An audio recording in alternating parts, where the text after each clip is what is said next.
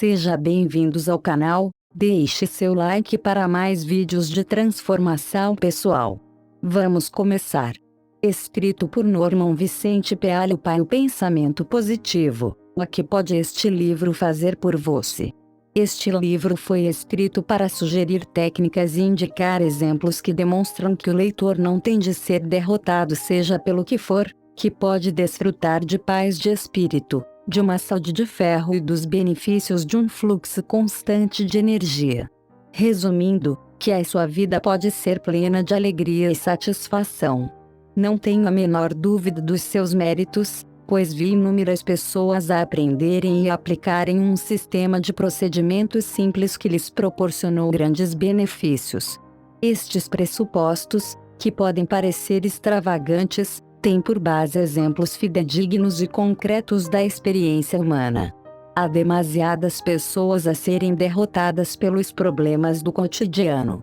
A vida é, para elas, uma luta constante e porventura lamentosa, que enfrentam com ressentimento em relação àquilo que consideram ser os azares da vida.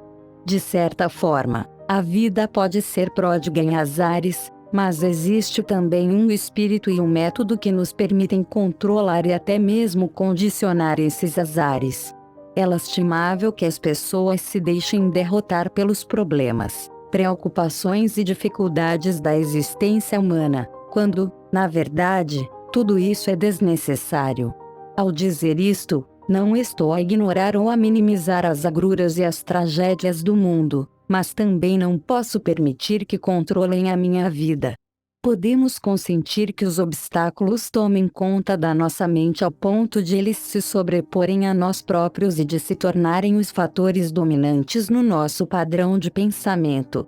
Porém, se aprendermos a afastá-los da nossa mente, se recusarmos uma subserviência mental a esses obstáculos e se canalizarmos o poder espiritual através dos nossos pensamentos, podemos superar os constrangimentos que, por norma, nos derrotam. Através de métodos que me proponho delinear, os obstáculos deixam de ter a capacidade de destruir a nossa felicidade e bem-estar. O leitor só será derrotado se estiver disposto a isso. Este livro ensina-o a ter a força necessária para tal não acontecer. O objetivo deste livro é muito simples e prático. Não tem pretensões a atingir a excelência literária nem visa demonstrar qualquer erudição inusitada da minha parte. Trata-se simplesmente de um manual de aperfeiçoamento pessoal prático e de ação direta. Foi escrito com o objetivo exclusivo de ajudar o leitor a desfrutar de uma vida feliz, satisfatória e digna. Acredito de forma entusiasta em determinados princípios comprovados e eficazes que, quando postos em prática, conduzem a uma vida vitoriosa. O meu objetivo é explicitá-los neste livro de forma lógica, simples e acessível, de modo a que o leitor que procura algo mais consiga dominar um método prático que lhe permita construir para si mesmo, com a ajuda de Deus, o tipo de vida com que sempre sonhou. Se ler este livro de forma ponderada, absorvendo cuidadosamente os seus ensinamentos, e se puser em prática de forma sincera e persistente os princípios e fórmulas que ele contém, irá testemunhar um extraordinário aperfeiçoamento interior da sua parte. Recorrendo às técnicas apresentadas, poderá alterar as circunstâncias em que vive atualmente, assumindo o controle da sua vida em vez de continuar a ser orientado por elas. A sua relação com as outras pessoas vai melhorar. Vai tornar-se uma pessoa mais popular, valorizada e apreciada. Através do domínio destes princípios irá desfrutar de uma nova sensação de bem-estar. Poderá usufruir de uma condição física como nunca imaginou e desfrutar de uma alegria de viver como nunca experimentou. Irá tornar-se uma pessoa profícua e a sua influência crescerá a olhos vistos. Como posso ter a certeza de que a implementação destes princípios vai produzir tais resultados? A resposta é simples. Durante muitos anos, ensinamos na Marble Collegiate Church, em Nova York, um sistema de vida criativa baseado em técnicas espirituais, registrando minuciosamente a sua influência nas vidas de centenas de pessoas. Este livro não contém uma série de asserções extravagantes e especulativas, uma vez que estes princípios permitiram obter resultados eficazes ao longo de um período de tempo tal que estão agora firmemente estabelecidos como uma verdade comprovada e demonstrável. O sistema apresentado constitui um método aperfeiçoado e extraordinário com vista a uma vida de sucesso. Nos meus escritos, que incluem vários livros, nos artigos que escrevo semanalmente para quase 100 publicações diárias, no programa de rádio nacional que faço há mais de 17 anos, na nossa revista, Guide Posts, e nas palestras que dou pelo país, ensino estes mesmos princípios científicos simplificados que visam potenciar a realização pessoal, a saúde e a felicidade. Centenas já os leram, ouviram e puseram em prática, e os resultados são invariavelmente os mesmos: uma vida nova, energia reforçada, maior produtividade e mais felicidade. Como recebi várias solicitações para que estes princípios fossem compilados num livro, de modo a poderem ser estudados e postos em prática de forma mais articulada, decidi publicar este novo manual com o título Poder do Pensamento Positivo. Escusado será dizer que os princípios poderosos que ele contém não são uma invenção minha, tendo sido transmitidos pelo maior mestre de sempre, que continua vivo entre nós. Este livro postula um cristianismo praticante, um sistema simples, mas científico, de técnicas práticas e com resultados comprovados que visam obter uma vida de sucesso. Acredite em si. Confie nas suas capacidades.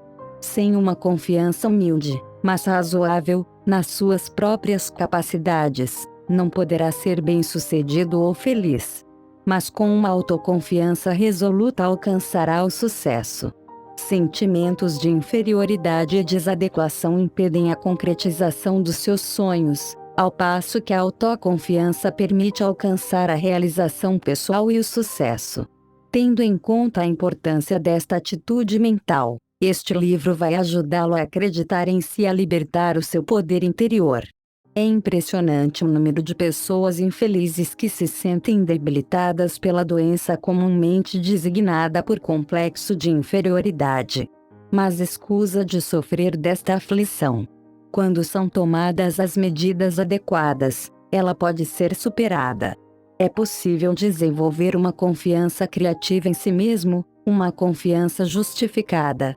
Após um discurso proferido perante uma plateia de empresários num auditório municipal, encontrava-me no palco a saudar as pessoas quando um homem se aproximou de mim e, com uma intensidade invulgar, me perguntou: "Posso falar consigo a respeito de um assunto extremamente importante para mim?" Pedi-lhe para ficar depois de os outros saírem e, em seguida, dirigimos-nos para os bastidores, onde me sentei. Vim a esta cidade para fechar o negócio mais importante da minha vida, explicou-me. O sucesso deste negócio é tudo para mim. Se fracassar, é o meu fim. Sugeri que ele se descontraísse um pouco, que nada era assim tão definitivo. Se corresse bem, ótimo, caso contrário, amanhã seria outro dia. Não tenho confiança nenhuma em mim, disse-me, desanimado. Não consigo acreditar em mim. Acho que não vou conseguir fechar o negócio. Estou muito desanimado e deprimido. Na verdade, lamentou-se, sinto-me completamente derrotado. Sou um homem de 40 anos. Por que é que toda a minha vida fui assolado por sentimentos de inferioridade, por falta de confiança e insegurança? Escutei a sua palestra sobre o poder do pensamento positivo e queria perguntar-lhe como posso aprender a acreditar em mim. Há 2 passos a seguir, respondi-lhe. Primeiro, é importante descobrir o que o leva a ter esses sentimentos de impotência. Isso requer uma análise e vai demorar algum tempo. Temos de abordar as enfermidades da nossa vida emocional como um médico que examina um mal-estar físico. Não pode ser feito de forma imediata, certamente não durante esta breve conversa, e pode implicar terapêutica com vista a uma solução permanente. Mas para o ajudar com este problema imediato, vou dar-lhe uma fórmula que vai resultar se a usar. Enquanto for a caminhar pela rua, sugiro que repita algumas palavras que lhe vou ditar. Repita-as várias vezes quando já estiver deitado. Amanhã, quando acordar, repita-as 3 vezes antes de se levantar. A caminho da sua reunião importante, repita-as mais 3 vezes. Faça-o com toda a confiança e receberá força e poder suficientes para lidar com o problema. Mais tarde, se for essa a sua vontade, podemos examinar o problema de fundo, mas independentemente daquilo que possamos descobrir após essa análise, esta fórmula pode ser um fator importante numa eventual cura. Foram estas as palavras que lhe ditei. Posso todas as coisas em Cristo que me fortalece, Filipenses 4:13. Ele não conhecia este versículo, por isso escrevi-o num cartão e pedi-lhe que o lesse 3 vezes em voz alta. Se seguir essa fórmula, tenho a certeza de que tudo correrá de feição. Ele levantou-se, ficou em silêncio durante alguns instantes e depois disse-me com convicção: assim farei, doutor. Assim farei. Viu endireitar os ombros e sair para a rua. Tinha um ar patético, mas a postura que adotou ao sair porta fora revelava que a fé começava a surtir efeitos na sua mente. Mais tarde, revelou-me que aquela simples fórmula tinha feito maravilhas, acrescentando: parece impossível que algumas palavras da Bíblia consigam fazer tanto por uma pessoa. Posteriormente decidiu fazer uma análise que revelasse os motivos das suas atitudes de inferioridade. Esses sentimentos foram eliminados através de aconselhamento científico e pela aplicação da fé religiosa. Aprendeu a ter fé e recebeu instruções específicas que devia seguir, que serão reveladas mais à frente neste capítulo. Gradualmente, alcançou um nível de confiança razoável, sólido e estável. Espantava o facto de ser agora um polo de atração e não de repulsa de tudo que estava à sua volta. A sua personalidade assumiu um caráter positivo em vez de negativo e ele já não repele o sucesso, pelo contrário, atrai-o. Tem agora uma confiança genuína nos seus poderes. Existem inúmeras causas que explicam os sentimentos de inferioridade e muitos deles têm raízes na infância. Um executivo consultou-me sobre um jovem que pretendia promover na sua empresa. A questão é que não posso confiar-lhe informações sigilosas relevantes, o que é uma pena porque, caso contrário, promovê-lo-á meu assistente administrativo, explicou-me. Tem todas as outras qualificações necessárias, mas fala demais e, mesmo sem intenção, revela assuntos importantes e de natureza privada.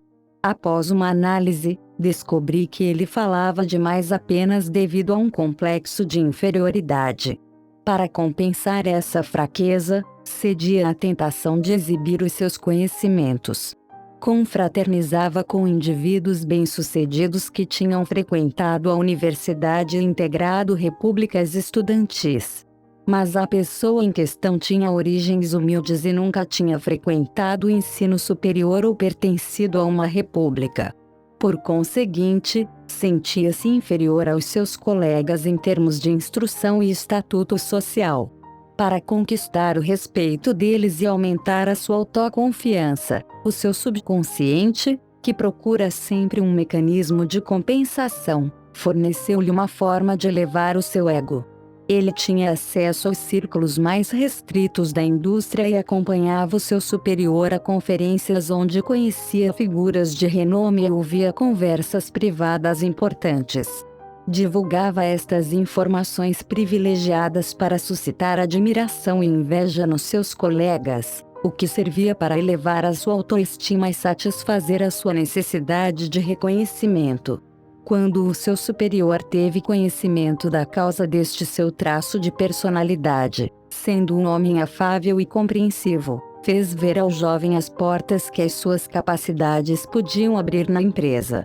Disse-lhe ainda que o seu complexo de inferioridade alimentava a desconfiança que sentia em partilhar matérias confidenciais.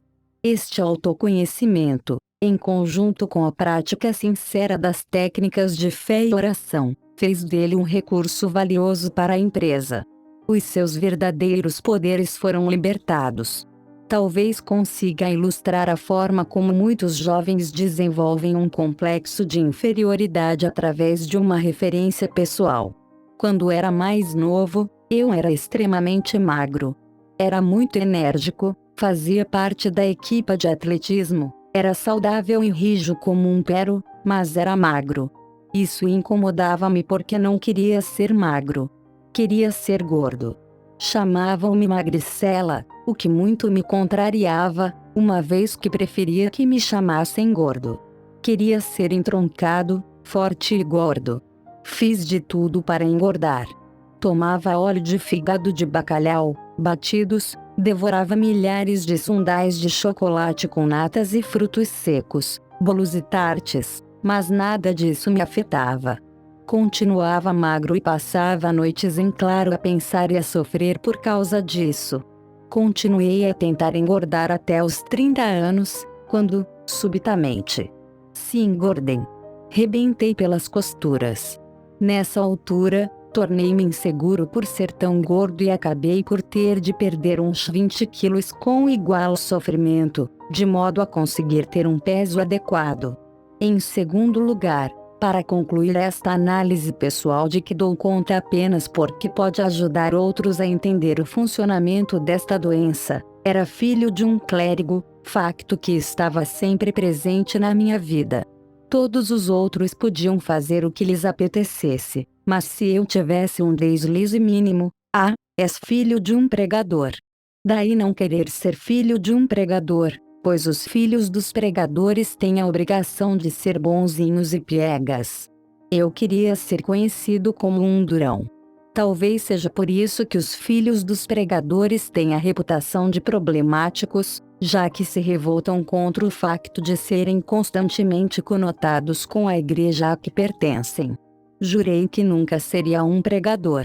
Além disso, nasci numa família em que quase todos os membros eram oradores públicos, e isso era a última coisa que eu queria ser. Costumavam obrigar-me a discursar em público, quando isso era algo que me aterrorizava. Já se passaram muitos anos desde essa altura, mas de vez em quando ainda sinto arrepios quando subo ao púlpito. Tive de usar todos os artifícios à minha disposição para ganhar confiança nos poderes que Deus me concedeu. Descobri a solução para este problema nas técnicas simples de fé que a Bíblia nos ensina. Estes princípios são científicos e sólidos e conseguem curar qualquer personalidade do sofrimento causado pelo complexo de inferioridade.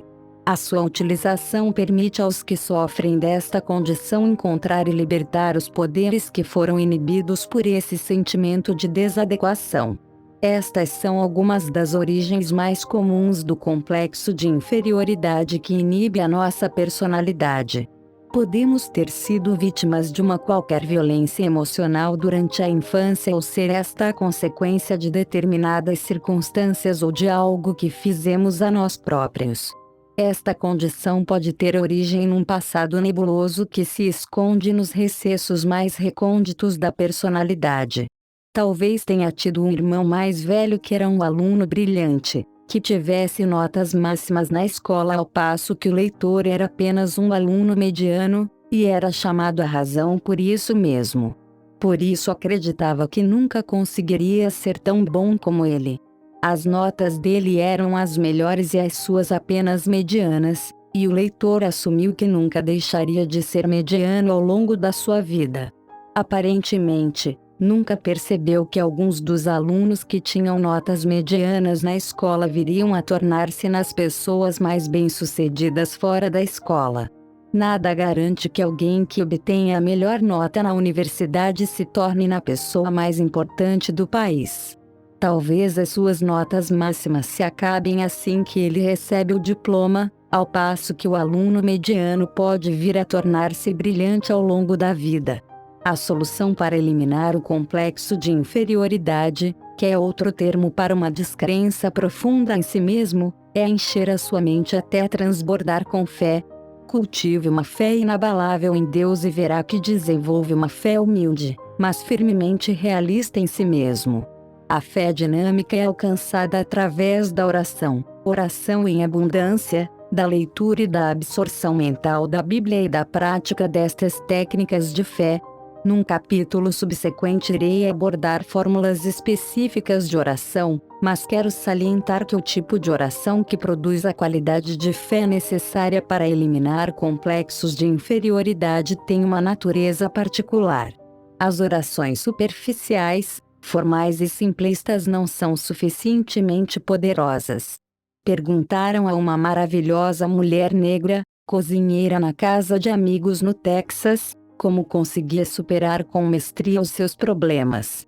Ela respondeu que os problemas comuns podiam ser resolvidos com orações comuns, mas que quando temos um problema importante, temos de rezar de forma mais profunda. Um dos meus amigos mais inspiradores foi o falecido Arlow B. Andrews, de Syracuse, Nova York, um dos empresários e especialistas em matérias de espiritualidade mais competentes que já conheci. Dizia ele que o problema da maioria das orações era não terem a dimensão adequada. Para obterem resultados através da fé, dizia ele, aprendam a rezar em grande. Deus vai julgar-vos de acordo com a dimensão das vossas orações. Escusado será dizer que ele tinha razão, pois segundo as Sagradas Escrituras, seja-vos feito segundo a vossa fé, Mateus 9:29. Por conseguinte, quanto maior for o problema, maior deve ser a oração. Rowland Reis, o cantor, citou-me as palavras do seu avô, um homem cuja instrução não foi igual à do seu neto, mas cuja sabedoria tinha alicerces sólidos. O problema de muitas orações é não terem tração. Deixe as suas orações penetrarem bem fundo nos seus medos, dúvidas e inseguranças. Faça orações com grande profundidade e veemência, que tenham muita tração, e será imbuído de uma fé sólida e vital. Consulte um conselheiro espiritual competente e permita que ele lhe ensine a ter fé. A capacidade de ter e utilizar a fé e de libertar os poderes que ela proporciona são aptidões que, como qualquer outra, devem ser estudadas e praticadas até a perfeição. No final deste capítulo encontrará uma lista com 10 sugestões para superar o seu complexo de inferioridade e potenciar a sua fé. Ponha em prática estas regras de forma diligente e elas ajudá-lo a desenvolver confiança em si mesmo, dissipando os seus sentimentos de inferioridade, por mais enraizados que eles estejam. Mas, para já, quero salientar a eficácia da sugestão de conceitos de confiança à sua mente com vista a fomentar sentimentos de autoconfiança. Se a sua mente estiver obcecada com pensamentos de insegurança e desadequação, isso deve-se, obviamente, ao facto de tais ideias terem dominado seu pensamento durante um longo período de tempo. A mente tem de ser alimentada com outro padrão de ideias, mais positivas, o que só se consegue através da sugestão repetitiva de ideias de confiança. Na azáfama da existência cotidiana é necessário disciplinar o pensamento caso pretenda reeducar a mente e torná-la numa força motriz. É possível, mesmo em simultâneo com os afazeres diários, alimentar o consciente com pensamentos positivos. Vou agora falar-lhe de um homem que fez isso mesmo recorrendo a um método singular. Numa manhã gelada de inverno, o referido indivíduo apanhou-me num hotel numa cidade do Midwest para me levar numa viagem de cerca de 55 quilômetros até a cidade onde ia dar uma palestra. Entramos no carro e aceleramos por uma estrada escorregadia. Ele conduziu a uma velocidade acima da que eu considerava aconselhável, por isso lembrei-lhe que tínhamos muito tempo e sugeri que fôssemos mais devagar. Não se preocupe com a minha condução, respondeu. Também eu costumava viver cheio de inseguranças, mas consegui superá-las. Tinha medo de tudo. Tinha medo de viajar de carro ou de avião, e se alguém da minha família ia para fora, não descansava enquanto essa pessoa não regressava. Vivia com o receio constante de que algo de errado iria acontecer, e isso tornava a minha vida num inferno. Vivia atormentado por sentimentos de inferioridade e falta de confiança. Este estado de espírito refletia-se no meu negócio e as coisas não corriam bem. Mas descobri um plano maravilhoso que afastou todas essas inseguranças da minha mente, e agora vivo com um sentimento de confiança, não só em mim, mas na vida em geral. O seu plano maravilhoso era o seguinte: ele apontou para 2 clipes presos no painel de instrumentos do carro, por baixo do para-brisas e, abrindo o porta-luvas, retirou um molho de pequenos cartões. Escolheu e prendeu ao clipe. Dizia o seguinte: se tiverdes fé, nada vos será impossível. Mateus 17:20. Retirou esse cartão, baralhou os cartões com mestria com uma mão enquanto conduzia o carro, selecionou outro e colocou debaixo do clipe. Neste podia ler-se: se Deus está ao nosso lado, quem será contra nós? Romanos 8:31. Sou caixeiro viajante, explicou-me, e passo o dia ao volante em visitas aos meus clientes. Descobri que, durante a condução, temos todo tipo de pensamentos. Se o nosso padrão de pensamento for negativo, temos muitos pensamentos negativos durante o dia e isso, obviamente, é prejudicial para nós, mas eu era uma pessoa assim.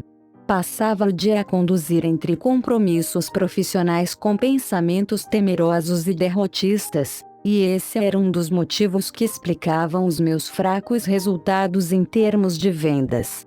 Mas desde que uso estes cartões enquanto conduzo e decoro estas palavras, aprendi a pensar de maneira diferente. As inseguranças que costumavam atormentar-me praticamente desapareceram, e em vez de ter pensamentos receosos de derrota e ineficácia, tenho pensamentos de fé e coragem. É extraordinária a forma como este método mudou a minha vida. Ajudou-me também em termos profissionais, porque não é possível fazer uma venda se chegamos ao escritório do cliente a pensar que ele não vai querer fazer negócio.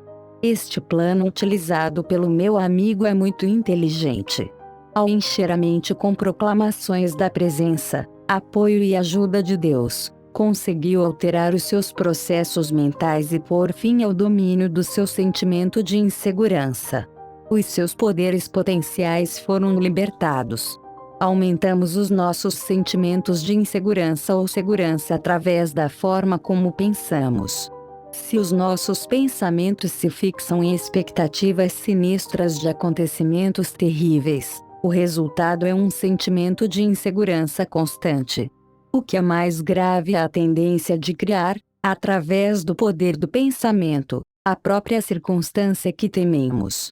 Este caixeiro viajante criou efetivamente resultados positivos através de pensamentos vitais de coragem e confiança, recorrendo a um processo que consiste em colocar cartões à sua frente enquanto conduz.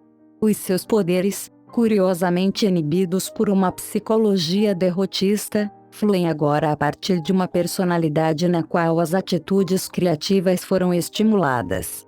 Aparentemente, a falta de autoconfiança é um dos grandes problemas que afligem a humanidade nos dias que correm. Foi realizado um estudo universitário junto de 600 alunos que frequentavam cursos de psicologia. Foi pedido aos alunos que descrevessem os seus problemas pessoais mais complicados. 75% indicaram a falta de confiança. Podemos depreender que o mesmo se aplica à população em geral. Por toda a parte encontramos pessoas que nutrem medos, que se escudam da vida, que sofrem de um sentimento profundo de desadequação e insegurança, que duvidam dos seus próprios poderes. No seu âmago, desconfiam da sua capacidade de estar à altura das responsabilidades ou de agarrar as oportunidades. Sentem-se constantemente manetadas por um medo vago e sinistro de que vai acontecer algo de errado. Não acreditam que têm a capacidade de serem o que querem ser, por isso contentam-se com menos do que aquilo de que são capazes. Milhares de pessoas passam a vida prostradas, derrotadas e receosas. Na maior parte dos casos, essa frustração de poder é desnecessária. Os reveses da vida, a acumulação de dificuldades e a multiplicação de problemas tendem a sugar a energia e a deixar-nos esgotados e desanimados. Nestas condições, o verdadeiro estatuto do nosso poder é muitas vezes obscurecido e acabamos por ceder a um desalento que não é justificado pelos factos. É essencial reavaliar os valores da nossa personalidade. Se for enquadrada num espírito de razoabilidade, esta avaliação pode convencer-nos de que estamos menos desanimados do que julgamos. Por exemplo, fui consultado por um homem com 52 anos que se encontrava-se num estado de extremo desânimo e revelava um desespero enorme. Nas suas palavras, sentia-se acabado. Disse-me que havia perdido tudo o que tinha construído ao longo da sua vida. Tudo? Perguntei. Tudo, repetiu-me. Reafirmou que estava acabado. Não me resta mais nada. Desapareceu tudo. Não tenho esperança, e estou demasiado velho para recomeçar. Perdi toda a minha fé. Naturalmente, senti alguma empatia por ele. Era evidente que o principal problema era o facto de a sombra do desespero ter penetrado na sua mente e toldado a sua visão, distorcendo-a. Sob a influência deste raciocínio deturpado, os seus verdadeiros poderes inibiram-se ao ponto de o deixar impotente. Muito bem, disse-lhe eu, por que não pega numa folha de papel e escreve aquilo que lhe resta de valor? Não vale a pena, suspirou. Já lhe disse que não me resta nada. Veremos, respondi-lhe, acrescentando em seguida, ainda tem a sua esposa ao seu lado? Sim, claro, e ela é uma mulher maravilhosa.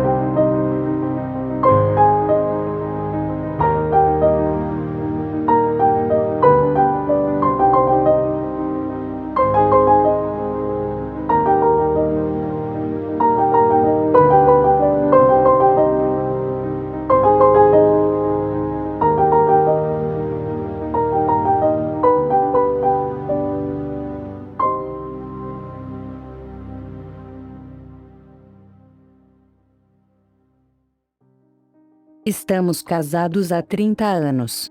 Nunca me deixaria, por pior que fosse a nossa situação. Muito bem, vamos apontar isso, a sua esposa continua ao seu lado e nunca o deixaria, por pior que fosse a vossa situação. E tem filhos? Sim, respondeu-me. Tenho 3 filhos que são extraordinários.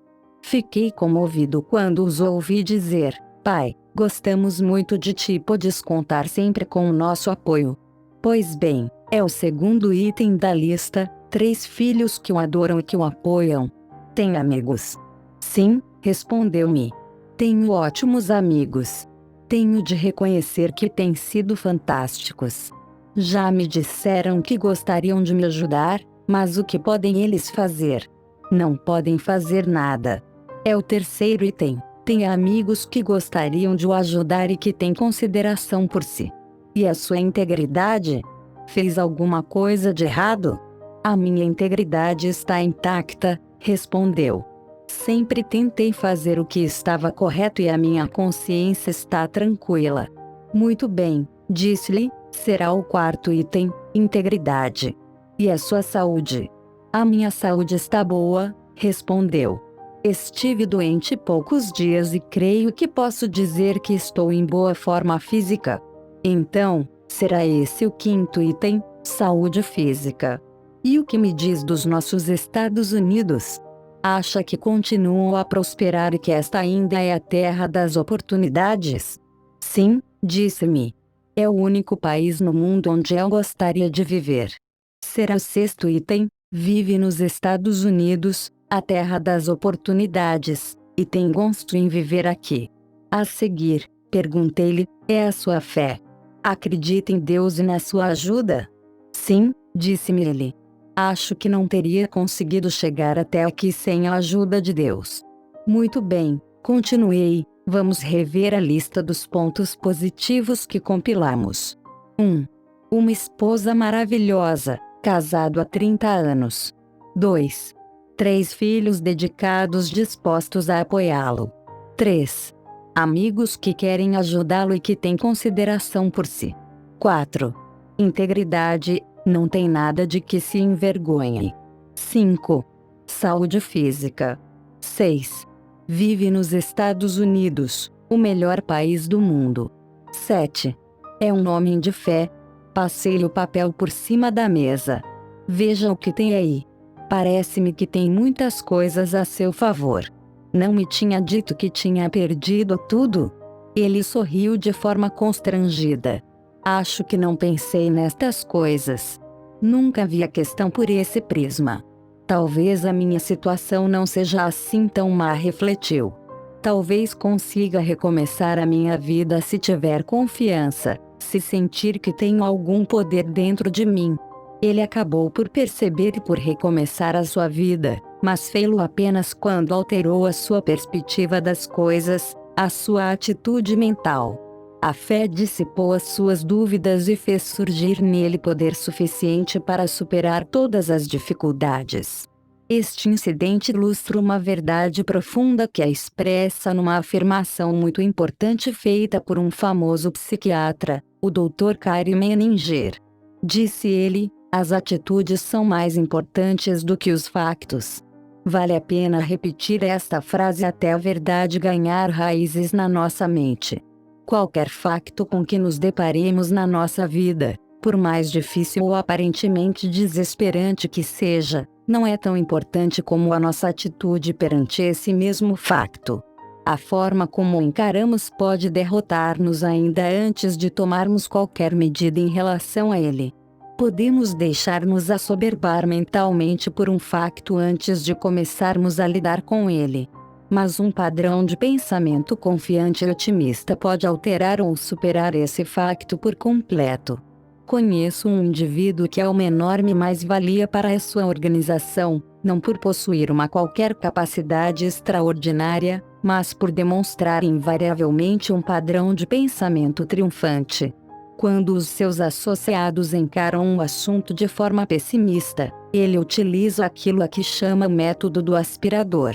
Ou seja, através de uma série de perguntas, ele aspira o pó da mente dos seus associados e elimina as suas atitudes negativas. A seguir, calmamente, sugere ideias positivas relativas à matéria em questão até que uma nova atitude lhes proporcione uma nova concepção dos factos.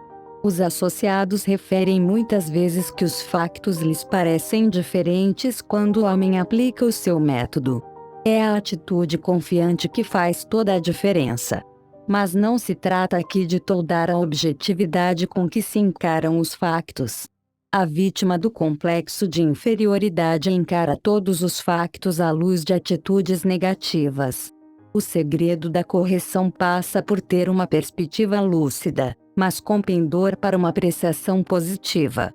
Se sente que está desanimado e que perdeu a confiança na sua capacidade de triunfar, sente-se. Pegue numa folha de papel e faça uma lista, não dos fatores que lhe são adversos, mas daqueles que o favorecem.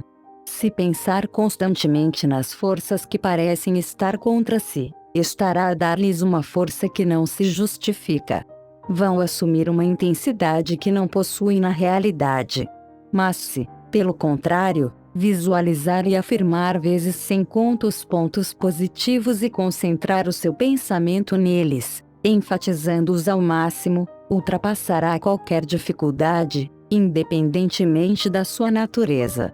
Os seus poderes interiores vão ser reafirmados e, com a ajuda de Deus, transformarão as suas derrotas em vitórias. Um dos mais poderosos conceitos, e que é cura certa para a falta de confiança, é a ideia de que Deus está ao nosso lado a ajudar-nos. É um dos mais simples ensinamentos da religião, nomeadamente que Deus Todo-Poderoso nos acompanha, está sempre ao nosso lado, ajuda-nos e orienta-nos no bom caminho. Quando levada à prática, nenhuma outra ideia é tão poderosa no desenvolvimento da autoconfiança como esta simples crença.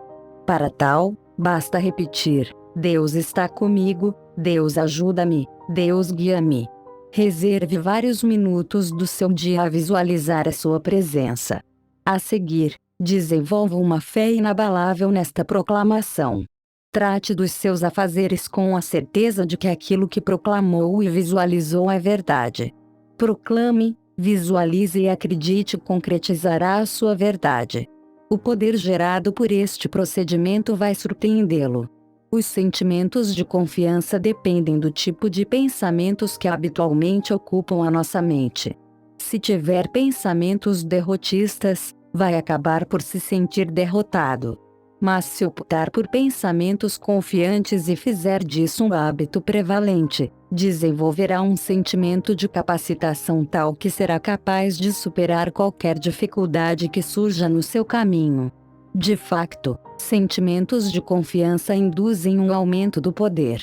Nas palavras de Basil King, seja audaz e receberá o auxílio de forças poderosas. A experiência comprova esta premissa. Sentirá estas forças poderosas a ajudá-lo à medida que a sua fé cada vez mais sólida for alterando as suas atitudes.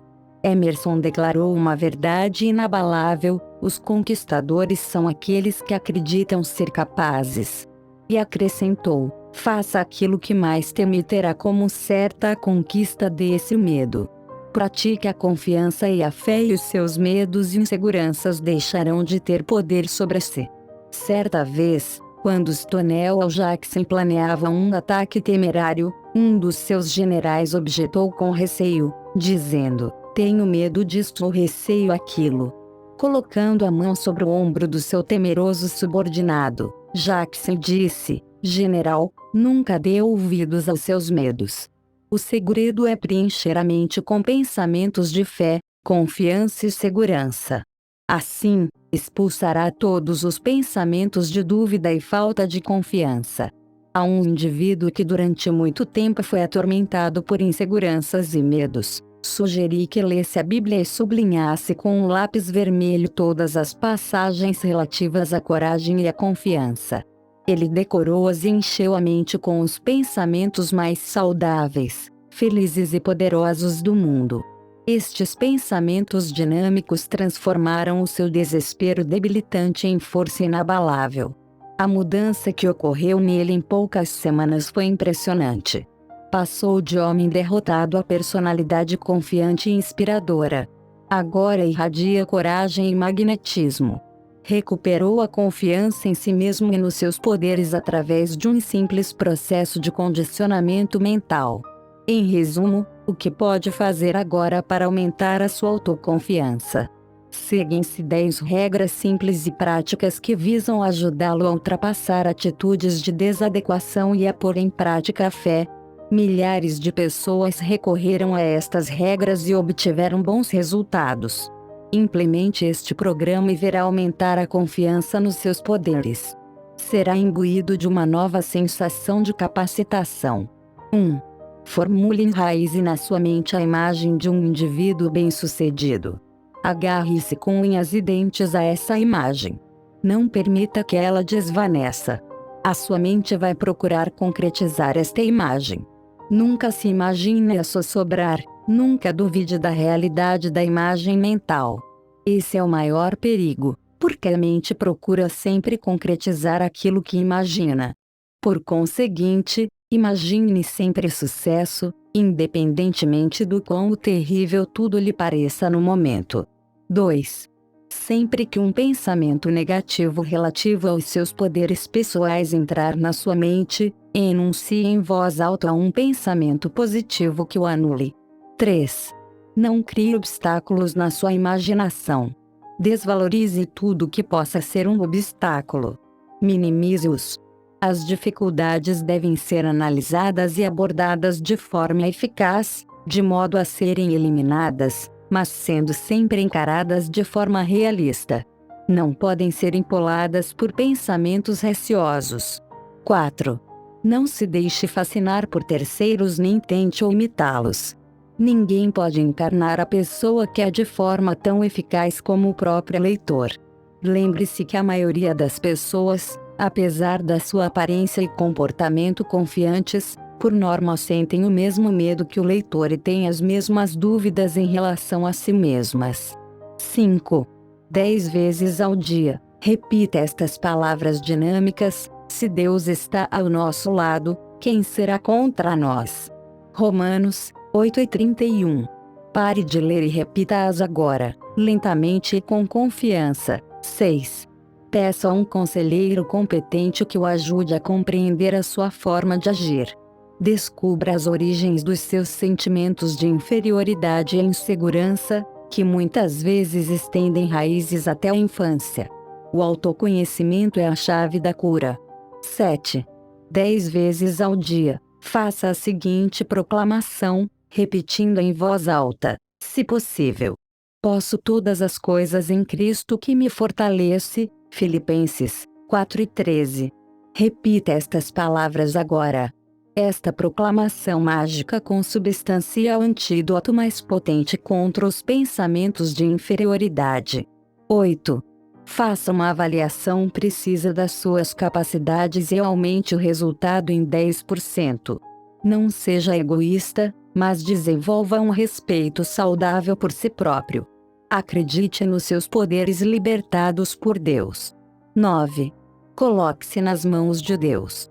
Para tal, diga simplesmente: estou nas mãos de Deus.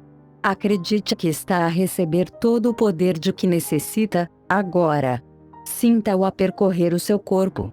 Proclame: ó reino de Deus está entre vós. Lucas 17:21, de modo a espoletar o poder necessário para fazer face às exigências da vida. 10. Lembre-se que Deus está dentro de si e que nada poderá derrotá-lo. Acredite que está a receber agora o poder através dele.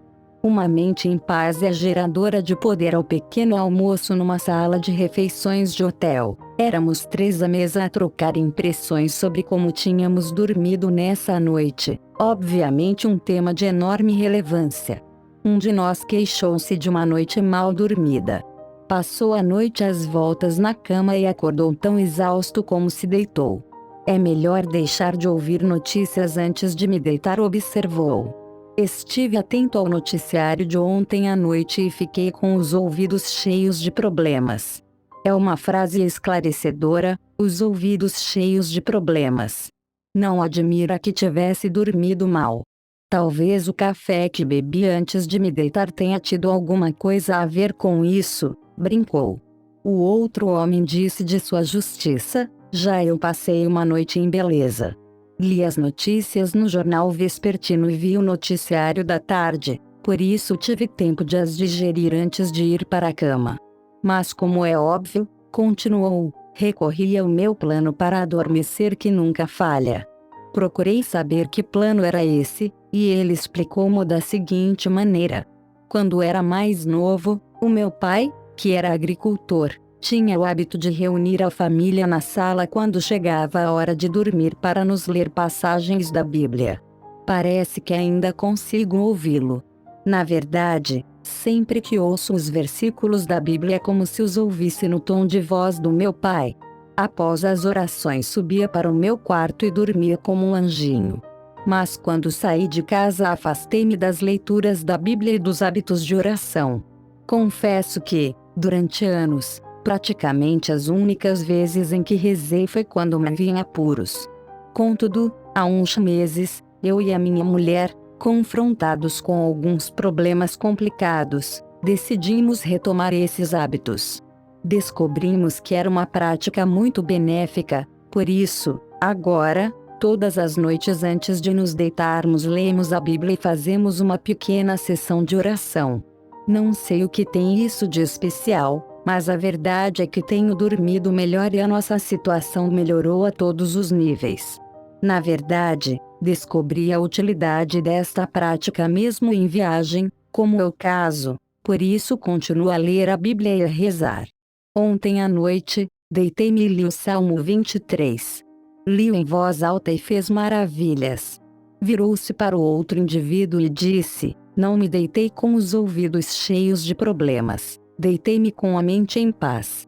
Temos aqui duas frases crípticas: os ouvidos cheios de problemas e uma mente em paz. Qual delas escolhe? O segredo está na mudança da atitude mental. Temos de aprender a viver com uma base de pensamento diferente. Apesar de as mudanças na forma de pensar exigirem esforço, é muito mais fácil do que continuar a viver assim.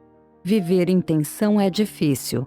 Viver com paz interior, de forma harmoniosa e sem tensão, facilita a nossa existência. O maior desafio na conquista da paz mental é o esforço necessário para renovar a forma de pensar de modo a esta ir ao encontro da atitude descontraída de aceitação da dádiva de Deus consubstanciada na paz. Para ilustrar a adoção de uma atitude descontraída e a consequente obtenção de paz, penso sempre na experiência que vivi numa determinada cidade onde certa noite dei uma palestra. Antes de subir ao pódio, estava nos bastidores a rever o meu discurso quando fui abordado por um indivíduo que queria discutir um problema pessoal. Informei-o de que, de momento, era impossível falarmos, visto que estava prestes a subir ao palco, mas pedi-lhe que esperasse por mim. Enquanto fazia o meu discurso, reparei que ele se deixou ficar nas alas a andar de um lado para o outro com um grande nervosismo, mas que no final tinha desaparecido. Porém, eu guardara o cartão que ele me dera, o qual indicava tratar-se de um homem com considerável influência na cidade.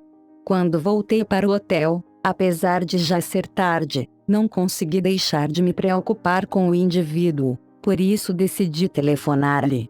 Ficou surpreendido com o facto de eu ter respondido e explicou-me que não tinha esperado porque era óbvio que eu estava muito ocupado.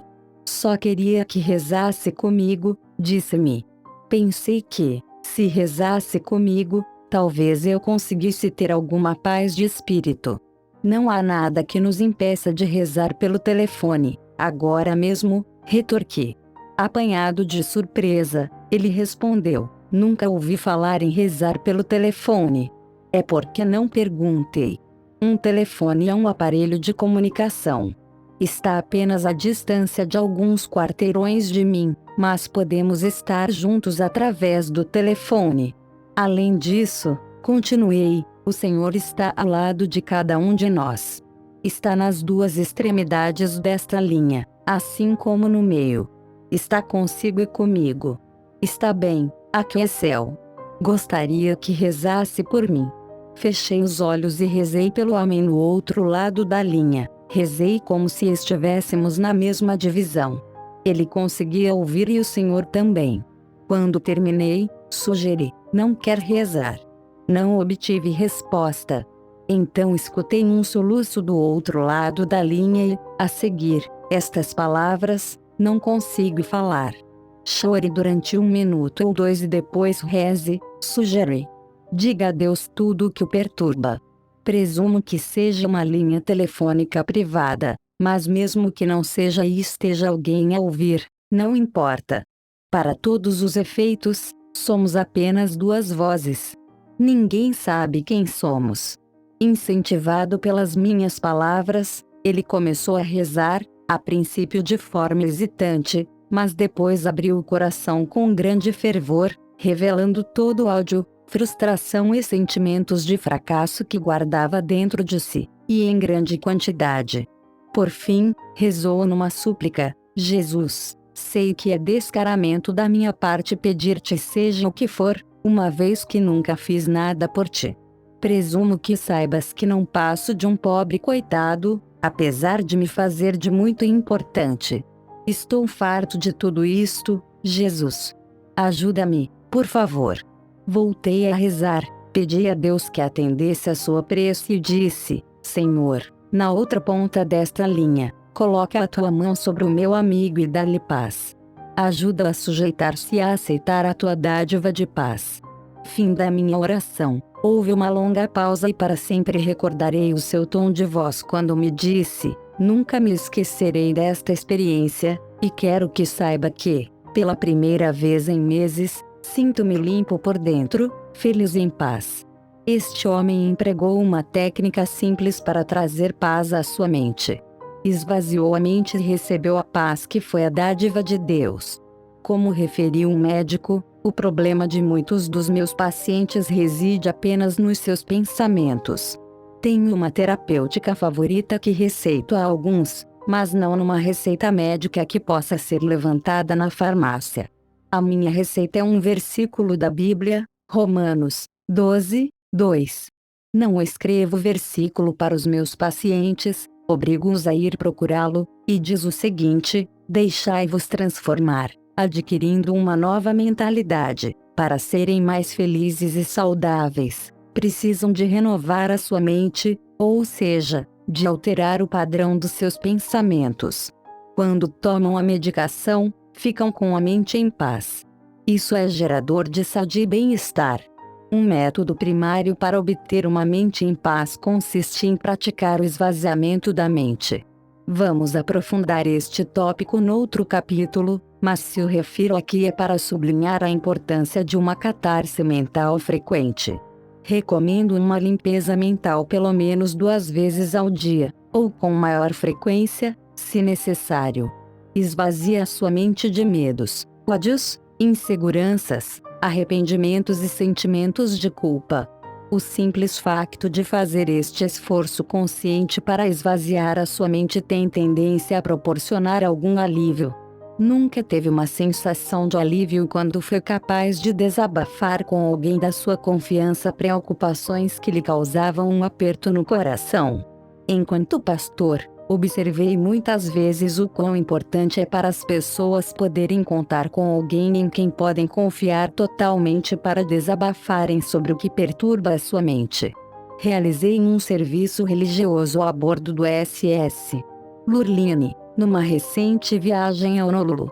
No decurso da minha prédica, sugeri que as pessoas que tivessem a mente cheia de preocupações se dirigissem para a popa do navio e eliminassem de forma criativa esses pensamentos de ansiedade da sua mente, que os atirassem borda fora e ficassem a vê-los desaparecer na esteira do navio.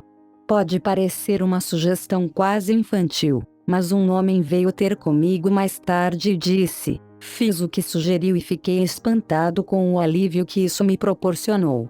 Durante esta viagem todos os fins de tarde, ao pôr do sol, vou atirar todas as minhas preocupações borda fora até desenvolver a psicologia de as eliminar por completo da minha consciência. Todos os dias vou vê-las desaparecer no grande oceano do tempo. A Bíblia não nos ensina a esquecer tudo aquilo que ficou para trás. O homem a quem esta sugestão interessou não é um sentimentalista incorrigível. Muito pelo contrário, é uma pessoa de uma extraordinária estatura mental, um destacado líder no seu setor. Claro que esvaziar a mente não chega. Se a mente fica vazia, tende a voltar a ser preenchida com algo. A mente não pode ser um vácuo. O leitor não pode andar sempre por aí com a mente vazia. É verdade que algumas pessoas parecem conseguir esse feito, mas, regra geral, É necessário voltar a encher a mente para que os antigos pensamentos infelizes que expulsou não voltem a entrar. Para impedir que isso aconteça, comece imediatamente a preencher a sua mente com pensamentos criativos e saudáveis. A seguir, quando os medos, ódios e preocupações antigos que o atormentaram durante tanto tempo tentarem esgueirar-se de novo lá para dentro, vão encontrar um cartaz na porta da sua mente onde pode ler-se ocupado. O mais certo é insistirem para entrar, uma vez que se sentem em casa por terem vivido na sua mente durante tanto tempo. Mas os novos pensamentos saudáveis que invocou vão estar mais fortes e resistentes e serão capazes de os expulsar. Em pouco tempo, os pensamentos antigos vão desistir por completo e deixá-lo em paz. Irá desfrutar de uma mente em paz de forma permanente. De tempos a tempos, no seu dia a dia, invoque uma série de pensamentos tranquilos. Deixe-se invadir por imagens mentais dos cenários mais tranquilos que alguma vez visitou, como por exemplo, um belo vale onde reina o sossego de um fim de tarde, enquanto as sombras se alongam e o sol reclama o merecido repouso. Ou recorde o brilho prateado da lua refletido nas águas ondulantes, ou lembre-se do mar a invadir suavemente as praias de areia fina. Essas imagens pacíficas serão como um bálsamo para sua mente. De tempos a tempos, ao longo do dia, deixe-se invadir lentamente por imagens de paz. Ponha em prática a técnica da articulação sugestiva, ou seja, repita em voz alta algumas palavras pacíficas. As palavras têm um enorme poder sugestivo, e basta a sua menção para suscitarem a cura. Se enunciar uma série de palavras suscetíveis de causar pânico, a sua mente mergulhará imediatamente num estado de nervosismo. O mais certo é sentir um arrepio no estômago que afetará todo o seu organismo. Se, pelo contrário, enunciar palavras pacíficas e tranquilizadoras, a sua mente reagirá de forma tranquila. Empregue palavras como tranquilidade. Repita essa palavra lentamente várias vezes. Tranquilidade é uma das palavras mais belas e melódicas da nossa língua, e basta referi-la para induzirmos um estado tranquilo. Outra palavra curativa é serenidade. Evoque uma imagem de serenidade enquanto enuncia a palavra. Repita-a lentamente e esteja consciente daquilo que ela simboliza. Palavras como estas têm poderes curativos quando são usadas desta forma. É também bastante útil usar versos de poesia ou passagens das Sagradas Escrituras. Um conhecido que alcançou uma extraordinária paz de espírito tem por hábito escrever em cartões citações invulgares que expressam paz. Traz sempre consigo na carteira um dos cartões e consulta-os frequentemente até decorar cada uma das citações. Ele diz que cada uma destas ideias inculcada no subconsciente lubrifica a sua mente com a paz. Um conceito pacífico é, efetivamente, um lubrificante em pensamentos perturbados. Uma das citações a que recorre é da autoria de um místico do SEC. XVI, que nada te perturbe. Que ninguém te assuste. Tudo é transitório exceto Deus. Só Deus é suficiente. As palavras da Bíblia têm um valor terapêutico particularmente forte. Decore-as na sua mente, permitindo que se dissolvam no seu consciente, e verá que espalham um bálsamo curativo na sua estrutura mental. Este é um dos processos mais simples de pôr em prática e também um dos mais eficazes na obtenção da paz de espírito. Um vendedor contou-me um incidente que ocorreu num quarto de hotel no Midwest. Ele integrava um grupo de empresários que organizaram uma conferência. Um dos homens estava muito nervoso, irascível, conflituoso e exasperado.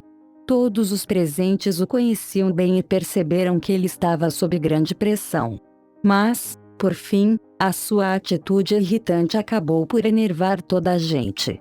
De imediato, este indivíduo nervoso retirou da sua mala de viagem um grande frasco de remédio com aspecto salobro e serviu-se de uma dose generosa. Quando lhe perguntaram que remédio era aquele, ele grunhiu: "É para os nervos. Sinto que me vou estilhaçar em 1000 pedaços." A pressão em que me encontro faz-me acreditar que vou acabar por ceder. Tento não dar mostras disso, mas acho que até vocês já repararam que estou nervoso. Este remédio foi-me recomendado e já despachei vários frascos, mas não parece surtir efeito. Os outros homens riram-se, e um deles disse com bonomia: Bill, não sei nada sobre esse remédio que está a tomar. Pode até ser que seja bom, mas tem um remédio para os nervos que lhe vai fazer muito melhor do que isso. Digo porque me curou, e eu estava pior do que o Bill. De que se trata? Apressou-se ele a perguntar. O homem abriu a mala e tirou um livro. Este livro é tudo aquilo de que precisa, a sério. Presumo que ache estranho que ande com uma Bíblia na mala, mas não me incomoda que saibam. Não é algo de que me envergonhe. Há 2 anos que ando com esta Bíblia na mala e sublinhei algumas passagens que me ajudam a manter a paz de espírito. Resultou comigo e acho que pode ajudá-lo. Por que não experimenta? Os outros seguiam atentamente esta conversa invulgar. O homem nervoso estava enterrado na cadeira. Percebendo que ele ouvia com interesse, o orador continuou: certa noite, tive uma experiência vulgar num hotel que suscitou em mim o hábito de ler a Bíblia. Andava num estado de ansiedade. Estava eu numa viagem de negócios quando, num fim de tarde, entrei no meu quarto muito enervado. Tentei redigir algumas cartas, mas não conseguia concentrar-me. Comecei a andar de um lado para o outro no quarto, tentei ler o jornal, mas isso irritou-me ainda mais. Por isso decidi descer até o bar para beber um copo, qualquer coisa que me afastasse de mim mesmo. Enquanto estava junto à cômoda, o meu olhar foi atraído para a Bíblia que ali se encontrava. Já tinha visto muitas Bíblias daquelas em quartos de hotel, mas nunca tinha lido nenhuma. Contudo, algo me impeliu a abrir o livro e comecei a ler um dos salmos. Lembro-me que li esse salmo em pé e que depois me sentei para ler outro. Fiquei curioso, mas acima de tudo surpreendido comigo mesmo, estava a ler a Bíblia. Aquilo era hilariante, mas continuei a ler. Depressa cheguei ao Salmo 23. Tinha aprendido aquele em miúdo, na catequese, e fiquei espantado ao perceber que ainda o sabia quase todo de cor. Tentei repeti-lo, sobretudo a parte "Ele guia-me até as águas tranquilas e refrigera a minha alma". Esta frase agradou-me. Afetou-me, de certa maneira. Fiquei ali sentado a repeti-la vezes sem conta, e, quando dei por mim, acordei. Aparentemente, tinha adormecido e acordava agora de um sono profundo. Só dormi durante 15 minutos, mas acordei renovado e repousado como se tivesse tido uma noite de sono reparador. Ainda me lembro do sentimento maravilhoso de repouso completo. A seguir, percebi que me sentia em paz e disse para mim mesmo: isto é muito estranho. O que se passa comigo para andar a perder esta benesse maravilhosa? Após esta experiência, continuou, comprei uma Bíblia pequena que coubesse na minha mala e desde então que a trago comigo. Gosto genuinamente de a ler e não me sinto tão nervoso como dantes. Portanto, acrescentou, experimente também, Bill, e veja se resulta. Bill experimentou e continuou a experimentar. Confidenciou que, a princípio, foi um pouco estranho e difícil, e que só lia a Bíblia de fugida, quando não estava ninguém por perto. Não queria que achassem que era beato ou místico. Mas agora diz que já leva a Bíblia consigo no comboio, no avião e em qualquer lugar, que a lei que isso faz maravilhas. Já não preciso de tomar remédios para os nervos e para a ansiedade, declarou. Este método deve ter resultado no caso de Bill, uma vez que se transformou num homem de trato fácil. As suas emoções estão controladas. Estes 2 homens descobriram que não é difícil obter paz de espírito. Basta alimentar a nossa mente com pensamentos que lhe proporcionem paz. Para ter uma mente em paz, basta preenchê-la com paz. É tão simples quanto isso. Há outras formas práticas que permitem desenvolver serenidade e atitudes pacíficas. Uma delas é a conversa. Consoante as palavras e o tom de voz que usamos, podemos convencer-nos a sentirmos-nos nervosos, exasperados e perturbados. Podemos convencer-nos a obtermos resultados positivos ou negativos. Através do nosso discurso podemos também obter reações pacíficas. Fale de forma pacífica para se sentir em paz. Em grupo, quando a conversa assumir um rumo menos aconselhado, procure injetar ideias pacíficas na conversa. Repare como isso neutraliza as tensões nervosas. As conversas pautadas por expressões de expectativas de infelicidade ao pequeno almoço, por exemplo, muitas vezes definem a forma como corre o dia. Não admira que tudo corra em conformidade com as especificações infelizes. As conversas negativas afetam de forma adversa as circunstâncias. Sem dúvida que as conversas de natureza tensa e nervosa aumentam a agitação interior. Pelo contrário, se iniciar o dia com atitudes que denotam paz, satisfação e felicidade, os seus dias terão tendência a ser agradáveis e bem-sucedidos. Tais atitudes constituem fatores ativos e definitivos na criação de condições satisfatórias. Atente na sua forma de falar se pretender obter paz de espírito. É importante eliminar todas as ideias negativas das conversas, uma vez que elas tendem a gerar tensão e perturbação interior. Por exemplo, se está a almoçar com um grupo de pessoas, não refira que os comunistas estão prestes a tomar conta do país. Em primeiro lugar, os comunistas não vão tomar conta do país, e ao dizer isso está a criar uma reação depressiva nas mentes dos seus interlocutores. É indiscutível que a digestão fica afetada. O comentário depressivo vai influenciar a atitude de todos os presentes, que vai passar a denotar uma ligeira irritação. Todos eles vão ficar com a impressão de que há algo de errado com tudo.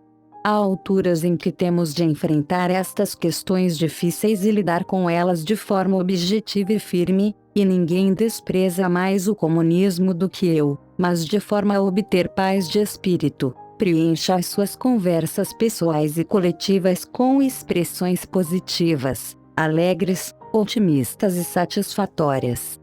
As palavras que enunciamos têm um efeito direto e claro nos nossos pensamentos. Os pensamentos criam palavras, pois são elas os veículos das ideias.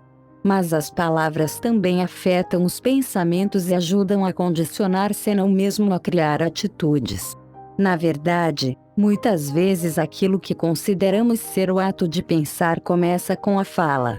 Por conseguinte, se as conversas que temos forem escrutinadas e disciplinadas de forma a garantirmos que contêm expressões pacíficas, o resultado serão ideias pacíficas e, em última análise, paz de espírito. Outra técnica eficaz no desenvolvimento de uma mente em paz é a prática diária do silêncio. Todos devem insistir em ter pelo menos um quarto de hora de silêncio absoluto a cada 24 horas. Dirija-se sozinho para o local mais silencioso que estiver à sua disposição e sente-se ou deite-se durante 15 minutos, pondo em prática a arte do silêncio. Não o fale com ninguém.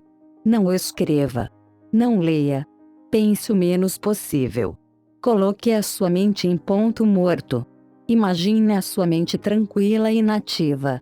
A princípio, não será fácil, porque os pensamentos vão continuar a inundar a sua mente, mas a prática vai aumentar a sua eficiência. Imagine a sua mente como a superfície de um lago e veja até que ponto consegue acalmá-la, de modo a não existir qualquer tipo de ondulação. Assim que atingir um estado de tranquilidade, preste atenção aos sons mais profundos da harmonia, da beleza e de Deus que podem ser encontrados na essência do silêncio.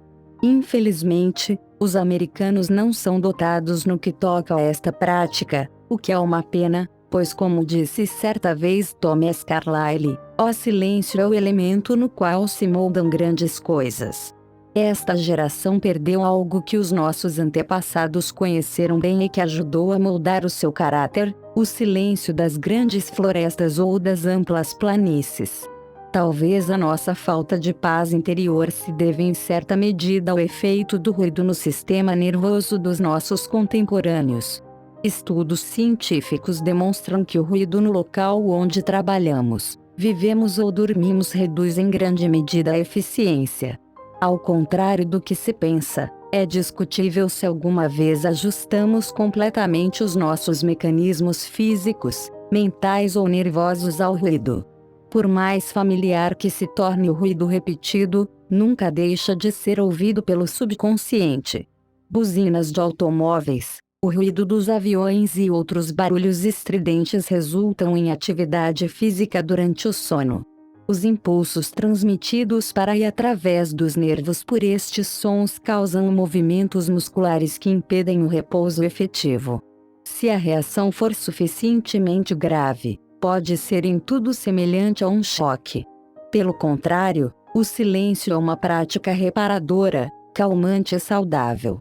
Nas palavras de Stardale, tanto quanto sei, nenhum homem ou mulher que conheça e que esteja ciente da forma de praticar o silêncio, e o faça, esteve alguma vez doente. Reparei que as minhas aflições me assaltam quando não equilibro a expressão com o relaxamento. Stardale associa ao silêncio a cura espiritual.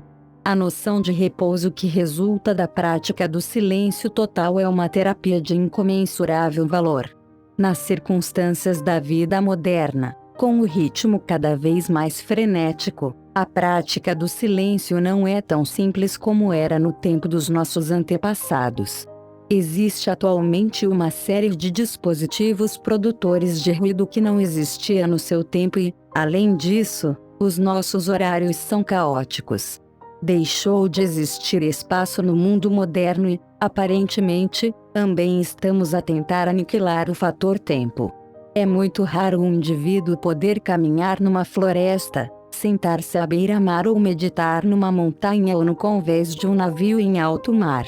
Mas, se vivermos essas experiências, podemos imprimir na nossa mente a imagem desse local silencioso, assim como tudo aquilo que sentimos na altura, e regressar a esse local através da memória para reviver a experiência com a mesma intensidade que sentimos quando lá estivemos fisicamente. Na verdade, quando regressamos a esse local na memória, a mente tem tendência a eliminar os fatores menos positivos que ocorreram na situação em concreto. A visita através da memória supera muitas vezes a realidade, visto que a mente tem tendência a reproduzir apenas a beleza na cena relembrada. Por exemplo, escrevo estas palavras sentado na varanda de um dos hotéis mais bonitos do mundo, o Royal Hawaiian, a famosa e romântica Waikiki Beach, em Honolulu, no Havaí. Estou a olhar para um jardim pontilhado por palmeiras graciosas que ondulam com a brisa suave que se faz sentir. No ar sente-se o aroma das flores exóticas. Os hibiscos, dos quais existem 2.000 variedades nestas ilhas, cobrem o jardim. Das janelas avisto árvores de papaias carregadas de frutos maduros. A cor viva das acácias rubras, a chama das árvores das florestas, acentua a elegância do cenário, e as acácias parecem envergar-se ao peso das suas esplendorosas flores brancas. O maravilhoso mar azul que banha estas ilhas prolonga-se a perder de vista. As ondas brancas agigantam-se em direção à costa e tanto os havaianos como os hóspedes, como é o meu caso, galgam graciosamente as ondas em pranchas de surf e canoas. No conjunto, trata-se de um cenário de uma beleza estarrecedora. Tem sobre mim um indescritível efeito reparador, enquanto estou aqui sentado a escrever sobre o poder gerado por uma mente em paz. As responsabilidades prementes que pautam o meu dia a dia parecem-me agora muito distantes. Apesar de estar no Havaí para participar numa série de palestras e para escrever este livro, deixo-me contagiar pela paz que preenche este espaço. Porém, sei que só quando regressar à minha casa, em Nova York, a 8.000 quilômetros de distância, é que irei saborear verdadeiramente a enorme alegria que me faz sentir a beleza que agora contemplo. ficará cristalizada na memória como um refúgio inestimável para onde a minha mente pode vagar nos dias ocupados que tenho pela frente.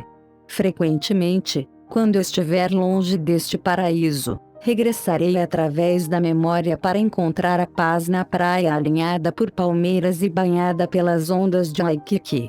Preencha a sua mente com o máximo de experiências pacíficas possível e efetue visitas regulares e deliberadas através da memória.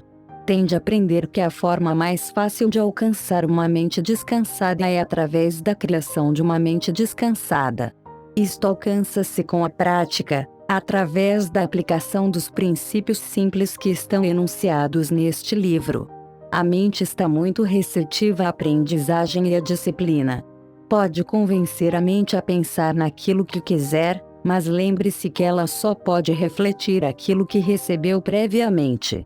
Se encher os seus pensamentos com experiências, palavras e ideias pacíficas, conseguirá acumular um acervo de experiências geradoras de paz ao qual poderá recorrer em busca de consolo e renovação de espírito. Será uma importante fonte de poder. Passei uma noite com um amigo que tem uma casa encantadora. Tomamos o pequeno almoço numa sala singular e interessante. As 4 paredes estão pintadas com um mural muito bonito que retrata a paisagem campestre onde o meu anfitrião foi criado desde pequeno. Trata-se de uma paisagem de colinas ondulantes, vales amenos e regatos formosos, muito límpidos e reluzentes, correndo em cambalhotas por entre as pedras. Estradas sinuosas serpenteiam por prados verdejantes. Pequenas cabanas pontilham a paisagem. Ao centro, vemos uma igreja branca encimada por um grande campanário.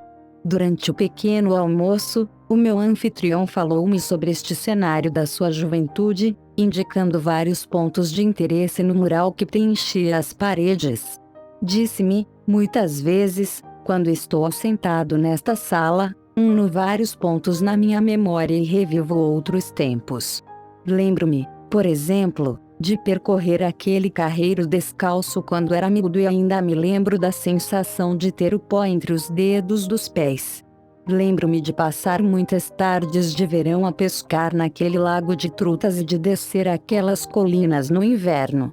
Aquela era a igreja que frequentava quando era pequeno, sorriu, antes de continuar. Ouvi muitos e longos sermões naquela igreja, mas recordo com gratidão a bondade das pessoas e a singeleza das suas vidas. Consigo estar aqui sentado a olhar para aquela igreja e recordar os hinos que ali ouvi com os meus pais, sentados nos bancos, lado a lado. Estão há muito enterrados naquele cemitério contíguo à igreja, mas, na minha memória, vejo-me muitas vezes junto às suas campas e ouço-os a falar comigo como faziam antigamente. Já me canso muito e por vezes sinto-me nervoso e tenso. Ajuda-me a estar aqui sentado e voltar aos dias em que não tinha a mente cheia de problemas, quando a vida era uma novidade. Isso ajuda-me, dá-me paz. Nem todos podemos ter um mural daqueles na parede da sala de jantar, mas o leitor pode pintá-lo nas paredes da sua mente, imagens das experiências mais belas da sua vida. Despenda tempo a recordar os pensamentos que essas imagens sugerem. Por mais ocupado que esteja ou sejam quais forem as responsabilidades que carrega aos ombros, esta prática simples e singular, que já deu provas da sua eficácia em muitas ocasiões, pode proporcionar-lhe efeitos benéficos. É uma forma simples e fácil de obter paz de espírito. Há um fator na questão da paz interior que deve ser abordado devido à sua importância. Frequentemente, descubro que as pessoas que não têm paz interior são vítimas de um mecanismo autopunitivo. Em algum momento da sua experiência cometeram um pecado e são atormentados pela culpa, mas procuraram genuinamente o perdão divino e o Senhor perdoa sempre aqueles que pedem perdão de forma sincera. Porém, existe uma característica curiosa na mente humana que, por vezes, não permite que um indivíduo se perdoe a si próprio. Sente que merece ser punido e, por conseguinte, antecipa constantemente essa punição. Em resultado disso, vive no receio constante de que algo está para acontecer. Para encontrar paz nestas circunstâncias, vê-se obrigado a aumentar a intensidade das suas atividades. Sente que o trabalho árduo pode aliviar o seu sentimento de culpa. Um médico disse-me certa vez que muitos dos casos de esgotamento com que lidava tinham quase sempre por base um sentimento de culpa que os pacientes procuravam, inconscientemente, compensar com trabalho. O paciente atribuía ao esgotamento não ao sentimento de culpa, mas ao excesso de trabalho. Porém, dizia o médico, estes homens escusavam de ter tido esgotamento por excesso de trabalho se tivessem reconhecido o sentimento de culpa. A paz de espírito nestas circunstâncias pode ser obtida contrapondo a culpa e a tensão que ela produz com a terapia reparadora de Cristo. Numa estância balnear, onde me hospedei durante uns dias para escrever em paz, encontrei um homem de Nova York que conhecia de passagem. Era um empresário agitado, frenético e muito nervoso. Estava a apanhar banhos de sol numa espreguiçadeira. A seu convite, sentei-me para falar um pouco com ele. Folgo em vê-lo a descontrair neste local idílico, comentei. Ele respondeu com algum nervosismo. Não devia estar aqui. Tenho montes de trabalho em casa. Estou sob uma enorme pressão. O trabalho deitou-me abaixo. Sinto-me nervoso e não consigo dormir. Ando agitado. A minha mulher insistiu que viesse para aqui uma semana.